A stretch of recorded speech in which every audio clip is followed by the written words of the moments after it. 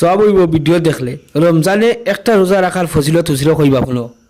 রমজানও কোনো মাইসে একটা রোজা যদি রাখে রমজান শরীফও তে আন্দাজ করেন এই রমজানের রোজা রাখার কারণে এক তো জাহান্নম বন্ধ হইল, জন্নতর দরওয়াজা খুলে হইল, এরপরে মরদুদ শয়তান হলরে আল্লাহ পাকে বেড়ি দিয়া বান্দাইয়া সাগরের মধ্যে ফালাইলা। এক রোজা রাখলাম, এই রোজা রাখার কারণে সব কিতে হইব আর সৌমলি ওয়া আনা আজিজিবি, রোজা বন্দায় আমার লাগি রাখছে, আমি কিয়ামতের দিন তার বদলা দিমু।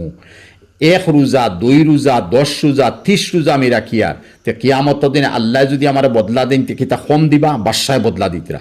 আর আরো এই হদিসর তর্জমা হয়ে যায়, তর্জমা পড়িতে সময় পড়া লাগবো। আর সৌমলি ওয়া আনা উজ্জা বিহি, আমি বদলা দিতাম নাই, বরং রোজাদার দেখো ও আমি তোমার বদলা আইছে, ও আমার কিনেও কিতা নিতাই। 2 নম্বর, যারার মানুষে রমজানের রোজা রাখবো কিয়ামতর দিন এরা কবর থাকি উঠিয়া যাইব, হাসর মাঠের মধ্যে মুশকে আম্বর তারা মুখ থাকি বারইব। এরপরে হাসর মাঠের মধ্যে আল্লাহ কইব কুলু ওয়াশরাবু, খাও ফান করো, 30 দিন উপাস আসলাই। ওয়ান নাসু মাশগুরুনা ফিল হিসাব, আর মানুষ এই সময় হিসাবতা বা হেরার হিসাব লইয়া আল্লাহ আইয়া হইবা আমার মেহমান মানাইছি না, তোমরা জাহান্নামে দিতাম, যাও তোমরা হিসাব লইতাম নাই, তোমরা জান্নাতে প্রবেশ করো।